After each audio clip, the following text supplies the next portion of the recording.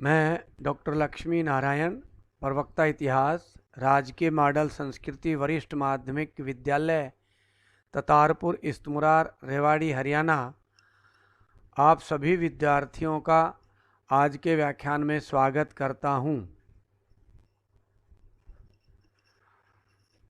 आज का अपना विषय है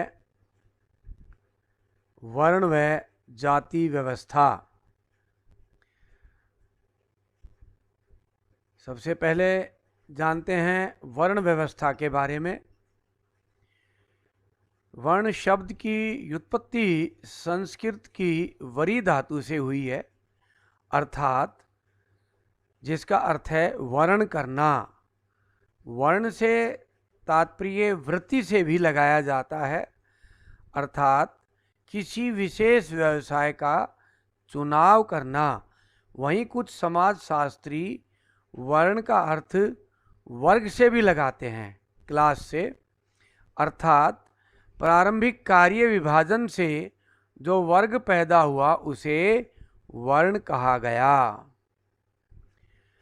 प्राचीन ग्रंथों में इन वर्णों का उल्लेख जाति व्यवस्था से पहले मिलता है। भारतीय समाज में 4 वर्ण थे: ब्राह्मण, क्षत्रिय, वैश्य और शूद्र। इन 4 वर्णों की उत्पत्ति संबंधी दार्शनिक व्याख्या पहली बार ऋग्वेद के 10वें मंडल में मिलती है। इस मंडल के पुरुष सूक्त में एक मंत्र में कहा गया है कि देवताओं ने आदि पुरुष ब्रह्मा के 4 भाग किए, यानी कि ब्रह्मा जी का व्यक्ति रूप बना करके और उसको 4 भागों में बांटा। उस व्यक्ति रूप को विराट पुरुष माना गया। उसके मुख से ब्राह्मण, उसकी भुजाओं से क्षत्रिय, उसकी जंघाओं से वैश्य और उसके पैरों से शूद्र। ये आदि पुरुष ब्रह्मा का चित्र जो पुरुष सूक्त में बताया गया है, वैसा हमने आपको इस चित्र के माध्यम से समझाने का प्रयास किया है। इसमें देखिए, ब्रह्मा के मुख से ब्राह्मण, भुजाओं से क्षत्रिय और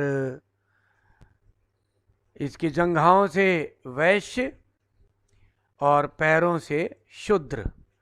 इस तरह से ये आदि पुरुष की कल्पना की गई कि भाई इस तरह से जातियां यानी कि वर्ण हैं। अब एक बार नजर डालते हैं वर्णों में कार्य विभाजन। वर्णों के कार्यों का विभाजन कैसे किया गया, शास्त्रों में लिखा मिलता है। चातुर्वर्णमया सृष्टम गुण कर्म विभागशय, यानी कि 4 वर्णों में की जो सृष्टि हुई है, 4 वर्ण जो बने हैं, उनके काम गुण के आधार पर बंटते हैं। एक जगह शास्त्रों में यह भी लिखा मिलता है, जन्मना जायते शूद्र है संस्कारादिजोच्यते, कि जन्म से सभी शूद्र होते हैं, अपने संस्कारों के कारण वो द्विज कहलाते हैं, यानी कि अपने संस्कारों से ही वो ब्राह्मण, क्षत्रिय, वैश्य और शूद्र बनते हैं। अभी जो 4 वर्ण हमने पढ़े, ब्राह्मण, क्षत्रिय, वैश्य और शूद्र, उनमें इनके कार्य देखते हैं कि कामों को कैसे बांटा गया था। ब्राह्मण के कार्य, ब्राह्मण की उत्पत्ति आदि पुरुष के मुख से मानी गई है, जैसा कि हमने अभी विराट पुरुष के चित्र में देखा। ब्राह्मण का कार्य यज्ञ आदि धार्मिक अनुष्ठान करवाना, शिक्षा देना व वेदों का अध्ययन करना, दान लेना व दान देना। शासकों के यहाँ राजा को परामर्श भी ये लोग देते थे। अब क्षत्रिय के कार्य क्या थे? क्षत्रिय की उत्पत्ति पुरुष की, उस विराट पुरुष की भुजाओं से मानी गई है। इसके कार्य क्या थे? राज्य का शासन करना, उसकी रक्षा करना, उसका संचालन करना, यानी कि राजकार्यों के लिए थे ये। साम्राज्य की सुरक्षा करना, दुश्मन के आक्रमण से साम्राज्य की रक्षा करना, राज्य में दंड व्यवस्था यानी कि कानूनों को लागू करना, राजकार्यों में ब्राह्मणों से शास्त्र सम्मत नीति की सलाह लेकर कार्य करना, ये क्षत्रियों के कार्य बताए गए हैं।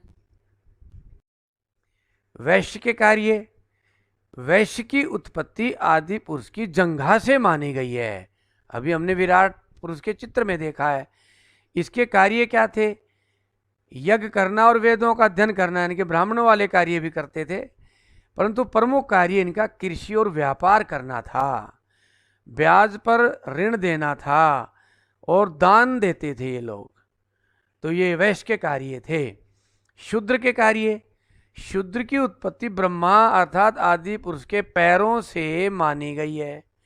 पैरों का अर्थ होता है आधार, अर्थात संपूर्ण समाज के आधार थे ये। सभी प्रकार के निर्माण कार्य इन्हीं के हाथ में था।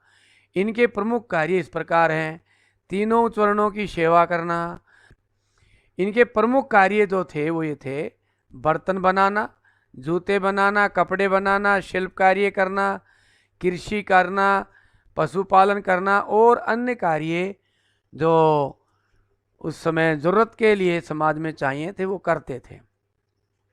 उपरोक्त चार वर्णों को अपना अपना कार्य करने पर विशेष बल दिया गया है। इसको दैवीय व्यवस्था मानी गई है। जैसा कि हमने चित्र में देखा कि ब्रह्मा जी से जोड़ दिया, तो ये दैवीय व्यवस्था मानी गई है। शासकों का कर्तव्य होता था कि इस वर्ण व्यवस्था को लागू करे। यह वर्ण व्यवस्था कठोर नहीं थी उस समय आरंभ में। एक व्यक्ति अपनी योग्यता के अनुसार दूसरे वर्ण के कार्यों को अपना सकता था। इन चार वर्णों को एक चक्र में समझते हैं। इस चक्र में ब्राह्मण का कार्य हमने देखा, पूजा पाठ करवाना, शिक्षा देना। क्षत्रिय यानी कि राष्ट्र की रक्षा करना, युद्ध करना। वैश्य व्यापार और कृषि का कार्य करना। शूद्र अन्य निर्माण कार्य करना, कृषि, पशुपालन, बर्तन बनाना, कपड़े बनाना, जूते बनाना, ये सब कार्य वह शूद्रों के हाथ में थे।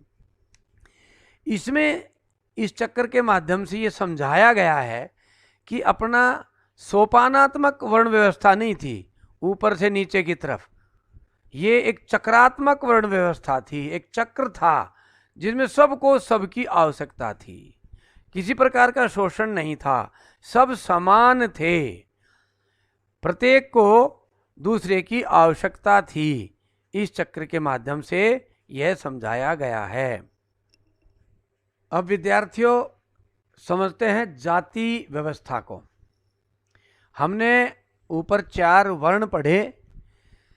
चार वर्ण धीरे धीरे अनेक जातियों में बढ़ते चले गए। जैसे जैसे कार्य बढ़ते चले गए वैसे वैसे काम भी बढ़ने चले गए, काम करने वाले लोग भी बढ़ते चले गए और उनकी श्रेणियां बढ़ती चलेगी, जिनको जाति नाम दे दिया गया। सबसे पहले जाति और कास्ट शब्द के अंतर को समझते हैं, क्योंकि आजकल हम अंग्रेजी में कास्ट बोलते हैं, परंतु ये दोनों शब्द आपस में एक दूसरे का अर्थ नहीं है। पहले जाति शब्द को समझते हैं। जाति क्या होती है? जाति का अर्थ होता है स्तर, स्टेटस, व्यावसायिक पद। आज भी हम किसी के व्यावसायिक पद से उसको कहते हैं किस स्तर पर नौकरी कर रहा है, किस स्टेटस पर नौकरी कर रहा है, उसके व्यावसायिक पद से देखते हैं। और यदि वो अफसर लगा हुआ है तो हमारी नज़रों में बहुत ऊंचा स्थान रखता है। यदि 4th क्लास लगा हुआ है तो वो थोड़ा नज़रें हम देखते हैं कि छोटा आदमी है। आज भी हम ऐसा करते हैं, उसमें भी ऐसा ही रहा होगा। व्यावसायिक पद से हम सामाजिक स्तर तय करने लग गए, जबकि ये जाति क्या थी? सिर्फ व्यावसायिक पद था। ये जातियां कार्य के सोपान की जगह आज सामाजिक स्तर के सोपान तय करने लगी। और आज क्या है? ये सिर्फ सामाजिक स्तर तय करने वाली एक बुराई रह गई है, क्योंकि वो व्यवसाय उन जातियों के सबके अब छूट चुके हैं और वो खत्म हो चुके हैं आज के युग में। अब इसको हम अंग्रेजी में कास्ट कहते हैं। कास्ट शब्द की व्याख्या समझते हैं। कास्ट शब्द पुर्तगाली शब्द कास्टा का मीनिंग है। ये कास्ट अंग्रेजी में ये CASTE, पुर्तगाली में CASTA। इसका अर्थ होता है नस्ल या प्रजाति। अब जाति में हमने तो कोई दूसरी नस्ल के लोग लाए नहीं, काम बटे थे, सब एक ही नस्ल के लोग थे, एक ही जाति के लोग थे, उन्होंने काम बांटे थे। परंतु यहाँ कास्ट से है नस्ल या प्रजाति, जो बिल्कुल मेल नहीं खाता जाति शब्द से। यहाँ हम सब एक नस्ल के लोग थे, सिर्फ कार्य बटे थे। परंतु कास्ट शब्द के अर्थ के अनुसार कुछ देशी विदेशी इतिहासकार इन जातियों में अलग अलग नस्ल ढूंढ रहे हैं, आर्य अनार्य शब्द की व्याख्याएं तैयार कर रहे हैं, शब्द गढ़ रहे हैं, भारतीय समाज में फूट डालने का प्रयास किया जा रहा है। आज भी विदेशी और मूल निवासी जैसे शब्द प्रचलन में लाए जा रहे हैं। ये सभी इस कास्ट शब्द का प्रयोग है, इसी का परिणाम है। प्यारे विद्यार्थियों, जैसे रिलीजन का अर्थ होता है पूजा पद्धति, जबकि धर्म इससे बिल्कुल अलग है। धर्म तो सेवा से जुड़ा है, कर्तव्यों से जुड़ा है। ऐसे ही कास्ट नस्ल से जुड़ा है, जाति स्टेटस से जुड़ा है, उसके कार्यों से जुड़ा है। इसलिए ये दोनों शब्द गलत मीनिंग करके प्रस्तुत किए जा रहे हैं। अब विस्तार से देखते हैं जाति को। कृषि और व्यापार के विकास के साथ अनेक नए व्यवसायों का विकास हुआ।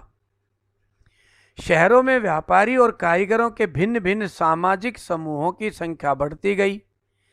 गांव में कृषक और उससे जुड़ी दस्तकारी जैसे बर्तन बनाना, हल बनाने वाले, वस्त्र और जूते बनाने वाले अनेक समुदाय रहते थे। इसे जाति कहा गया। अलग अलग कार्य करने वालों के अलग अलग समूह बन गए। इन सभी समूहों को समाज में स्थान वर्ण व्यवस्था के सैद्धांतिक आधार पर निश्चित होता गया।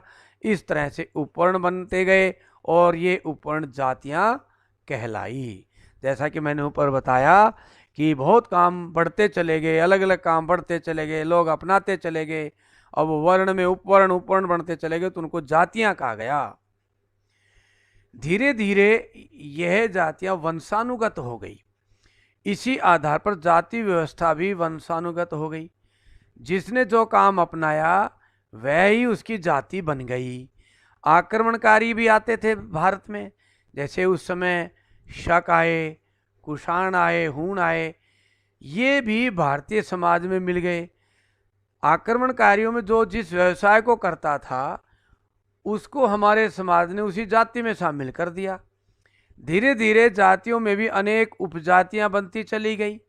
कुछ शिलालेखों से पता चलता है और आज भी हम समाज में देखते हैं कि ब्राह्मणों में भी अनेक उपजातियां हैं। वैदिक ज्ञान की शाखा, गोत्र, पूर्वज, मूल निवास स्थान, गांव, अनेक उपजातियां इनके आधार पर बांट दी गई हैं। इन जाति व्यवस्थाओं को फिर स्थायित्व प्रदान किया गया और स्थायित्व प्रदान करने के लिए कुछ उपाय किए गए। उन उपायों को देखते हैं एक बार। जाति व्यवस्था के नियमों को स्थायित्व प्रदान करने वाले उपाय क्या थे? धर्म शास्त्रों के अनुसार जाति व्यवस्था के नियमों को स्थायित्व प्रदान करने के लिए मुख्यतः निम्नलिखित उपायों का अनुसरण किया गया। क्या कहा गया? कि भाई ये दैवीय उत्पत्ति है। अब ये समाज में कहा जाने लगा कि भाई ये जो जातियां हैं ये दैवीय हैं। जैसा कि हमने विराट पुरुष को देखा, ब्रह्मा जी से इसको जोड़ा गया कि भाई उसके सिर से ब्राह्मण, भुजाओं से क्षत्रिय, जंघाओं से वैश्य, पैरों से शूद्र। तो इस तरह से दैवीय उत्पत्ति इसको नाम दे दिया गया कि भाई ये दैवीय उत्पत्ति है जातियां।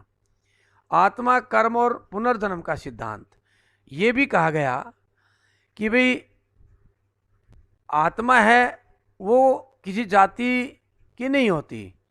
आत्मा जन्म लेती है और पुनर्जन्म लेती है अपने कर्म के हिसाब से। जो जैसे कर्म करेगा अगले जन्म में उसको उसी जाति के में जन्म मिलेगा। यदि कोई ब्राह्मण नीच कर्म करेगा तो अगले जन्म में वो शूद्र घर में पैदा होगा। यदि कोई शूद्र अच्छे कर्म करेगा तो अगले जन्म में वो ब्राह्मण पैदा होगा। ऐसा समाज में बताया गया और गीता में भी ऐसा ही कहा गया है।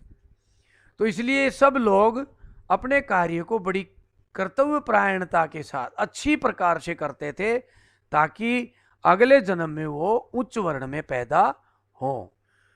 फिर जातियों को स्थायित्व प्रदान करने के लिए राजा का कर्तव्य भी निश्चित किया गया, कि राजा का वह कर्तव्य बनाया गया कि वह अपने राज्य में यह सुनिश्चित करें कि सभी जातियां अपने अपने कार्य को करें। एक उपदेशात्मक उपाय भी अनेक शास्त्रों में, कथाओं में, गाथाओं में, उपदेशों में ये कहा गया कि अपनी अपनी जातियों के कार्य करना कर्तव्य परायणता है। भगवत गीता में भी ऐसा ही कहा गया है कि प्रत्येक जाति को अपने काम को मन लगा करके करना चाहिए, ताकि उसको फिर अगले जन्म में उच्च वर्ण में स्थान मिले। इस तरह से ये उपाय किए गए ताकि प्रत्येक जाति अपने अपने कार्यों को ठीक ढंग से करे। जाति व्यवस्था की विशेषताएं देखते हैं कि जाति व्यवस्था की विशेषताएं क्या हैं। आरंभ में जाति व्यवस्था का भौतिक आधार था, अर्थात कार्य बटे हुए थे। धीरे धीरे इसने अपनी सामाजिक पहचान बना ली, सामाजिक जड़ता बन गई। जो काम जो करता था वही काम उसकी चिपट गया और उसकी जाति पक्की हो गई। अब इसकी विशेषताओं पर नजर डालते हैं। जब जातियां पक्की हो गई तो जातियां की विशेषताएं क्या हैं? पहली है वंशगत व्यवसाय, यानी कि जातियों का व्यवसाय अब वंश से तय होने लगा।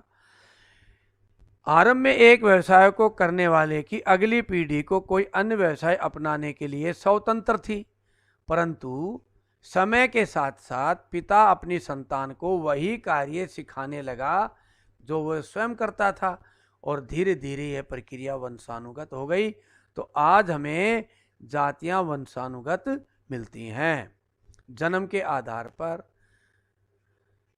सदस्यता जन्म के आधार पर भी है। ये तय किसी जाति में सदस्यता केवल उन व्यक्तियों तक सीमित थी जिन्होंने जिस जाति में जन्म लिया। किसी एक जाति से दूसरी जाति में सदस्यता संभव नहीं है, यानी कि वंशगत है और जिस जाति में जो जन्म ले लिया वो उसी जाति में रहेगा, अपनी जाति बदल नहीं सकता। सजातीय विवाह, ये भी अब जातियों का सामाजिक करण हो गया, यानी कि अब ये सजातीय विवाह होने लगे। ये अंतर विवाह और बहिर्विवाह हमने पढ़ा था पहले पिछले लेक्चर में। अंतर विवाह का अर्थ होता है कि अपने जाति के अंदर ही विवाह करना, जाति से बाहर विवाह नहीं करना। और बहिर्विवाह का अर्थ होता है गोत्र से बाहर विवाह करना।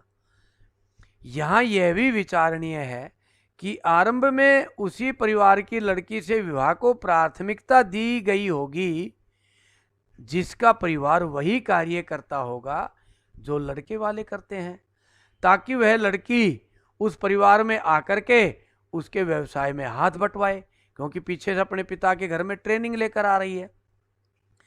अर्थ यह है कि हमने अपने स्वार्थ के लिए अपनी ही जाति में विवाह शुरू किए होंगे, जो समय के साथ नियम बन गए और शास्त्र सम्मत स्थान ले लिया। अगला है जातीय पंचायतें। समाज में फिर जातीय पंचायतें बन गई। जब जातीय पक्की हो गई, वंशानुगत हो गई, जन्म के आधार पर हो गई, तब वो जातियों ने अपनी अपनी पंचायतें बना ली। और उन पंचायतों के कार्य क्या थे? जातियों के पंचायत के कार्य देखते हैं। ये पंचायतें इस बात का ध्यान रखती थी कि हमारे कार्य को कोई अन्य जाति का व्यक्ति ना करे। एक ही कार्य करने वालों को अपनी जाति में ये लोग शामिल करते थे। मान लो आक्रांता आए, शक आए, कुषाण आए, हूण आए, उनमें जो कार्य करने वाले लोग यहीं बस गए, उन्होंने वही जाति अपना ली और इन्होंने जातीय पंचायतों ने स्वीकृति प्रदान कर दी। ये पंचायतें इस बात का भी ध्यान रखती थी कि विवाह सजातीय हों और अपने गोत्र से बाहर हों, जैसा कि हमने अभी पढ़ा है। अंतर जातीय विवाहों को रोकना ये भी कार्य करती थी, और जातीय खान पान के नियमों का पालन भी ये करवाती थी। अगला है श्रेणीबद्धता। धीरे धीरे ये जातियां श्रेणीबद्ध हो गई, अर्थात ऊपर से नीचे प्रत्येक जाति का स्थान तय हो गया, ऊंच नीच की भावना आ गई। जाति ये तय करने लगी कि समाज में कौन कहाँ अपना स्थान रखता है, कौन सी जाति सबसे नीचे के पायदान पर है और सबसे ऊंचे के पायदान पर कौन सी जाति है। ऐसा उनके द्वारा किए जा रहे कार्यों से तय होने लगा और धीरे धीरे छुआछात की भावना समाज में आई और जो एक बुराई बनती चली गई। परंतु आज जातियों के अनुसार कार्य खत्म हो चुके हैं। जातियां सिर्फ एक सामाजिक महत्व की बनकर रह गई हैं और इस कारण समाज में फूट पड़ रही है, राष्ट्रीय एकता के रास्ते में बाधा बन रही है। इसलिए इन जातियों को धीरे धीरे खत्म किया जाना चाहिए और समय के साथ साथ ये जातियां खत्म भी हो जाएंगी। तो इसी के साथ आज का हमारा यह विषय समाप्त होता है। अभ्यास के प्रश्न। अभ्यास के प्रश्नों के उत्तर आपको सभी इसी व्याख्यान में मिलेंगे, किसी किताब में देखने की आवश्यकता नहीं है। पहला प्रश्न है, वर्ण व्यवस्था क्या है? आदि पुरुष के अंगों के अनुसार चारों वर्णों के नाम लिखें। चारों वर्णों के कार्य क्या हैं, वर्णन करें। जाति से क्या अभिप्राय है? जाति व्यवस्था के नियमों को स्थायित्व प्रदान करने के क्या उपाय किए गए हैं? जाति व्यवस्था की 4 विशेषताएं लिखें। जातीय पंचायतों के कोई 3 कार्य लिखें। इसी के साथ आज का हमारा व्याख्यान समाप्त होता है। आप सभी का बहुत बहुत धन्यवाद।